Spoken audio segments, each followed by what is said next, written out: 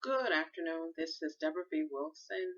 It is Monday, the 1st of June, 2020. The time is 1200 hours and 32 minutes, and the time zone is BST. It's a British summertime. This will be a very brief podcast about the protests that are literally happening around the globe as a result of a response to the murder of Mr. George Floyd. May he rest in peace. I would be quite surprised if you had not heard about the terrible incident and hadn't seen it, but I will post something that will edify and illuminate in case you are the rare person that isn't aware of it. There have been protests around the globe, but the bulk of the protests are in the U.S. as the murder of the gentleman happened in the U.S. in Minneapolis. And it has been a sad, yet another taking of a Black American's life by the state, in this case, local police. The reason I'm doing this podcast is because it's the recent response by the U.S. And that is there's a concern that Russia is meddling in disinformation and exacerbating the tensions and are fueling some of the chaos surrounding the protests. Well, chaos can be inherent to protests, I would say. The next I should say is I have no idea where Russia is meddling or not. I wonder, though,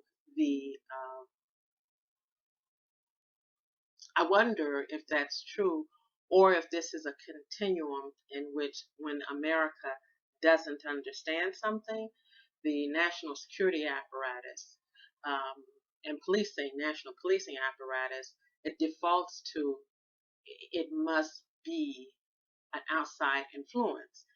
And I think that can be problematic for a lot of reasons. But let me go back. Personally, my own personal experience of the state is the FBI, Federal Bureau of Investigation. I, for over 25 years, was doing research in the United Kingdom focused. I was based in London, traveling back and forth. And as social situations changed in the UK, my activism was reflective. I began participating in feminist-based activism, looking at extremism emerging in London, England, that was a response to the invasion of Iraq. And the feminism was specifically focused on the way in which extremism emerged and corresponding terrorism and how the state responded to it. So the state would be MI5, the security service, and SO15, the counterterrorism police. So the FBI found out about my honest, ethical, legal work that was, along with other feminists, being submitted to the UK government, questioning the way in which the state was collectively keeping us safe, right? So the FBI appeared not to understand what I was doing. So over a course of a 12-year period, we're still in the clock is still ticking. I've been accused of being a MI5 asset. That's British intelligence, the security service. Israeli asset, the Shabak. CSIS asset, that's a Canadian Security Intelligence Service, and a Russian asset.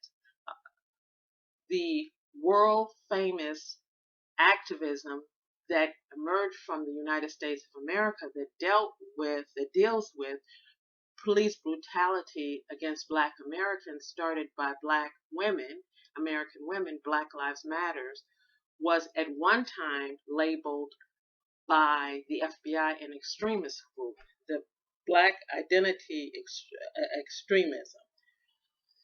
And then the ADOS movement, which was started by Yvette Carnell, a Black woman, and Antonio Moore, a black man, they were labeled as Russian assets at one point. So there's definitely a continuum, and I think that continuum is a disconnect by the state, the context being the U.S., of black intellect, black resilience, black ingenuity. And it has been, again, my personal experience, particularly when it's coming from a black American, that America is not only surprised by black ingenuity, creativity, development, but it's a threat, and it's an alien threat. That's problematic for a multitude of Americans like myself who are on the receiving end of such accusations, but it's also problematic for all of the U.S. I think I'm quite, well, I know what my IQ is, and I'm quite gifted, but I also know there are people equally as gifted as me. So the problem for this is when this constant go-to space for the U.S. is, we don't get it, particularly when it comes from marginalized persons. So the quote unquote slur is you're a foreign threat. You're a threat that's being used by a foreign entity. I think that becomes the national security threat that informs those who honestly do seek less than well for the U.S., that the country, the state, those that are tasked with keeping the nation safe don't know what to do, that they don't know their own people, so it's a knee-jerk reaction.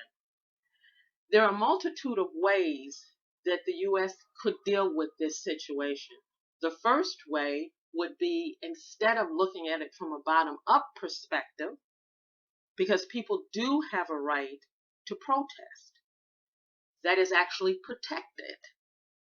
So a way for the state to look at it in which they have control would be if Homeland Security was dispatched to communicate to the police forces of the nation where these protests are occurring that not only are these legal rights that Americans have, that so you need to behave accordingly and serve and protect, but to also watch your behavior, not just because it's the right thing to do, but because where you abuse, you further alienate your fellow citizens, number one. Number two, you're possibly breaking the law, whether you're charged or not.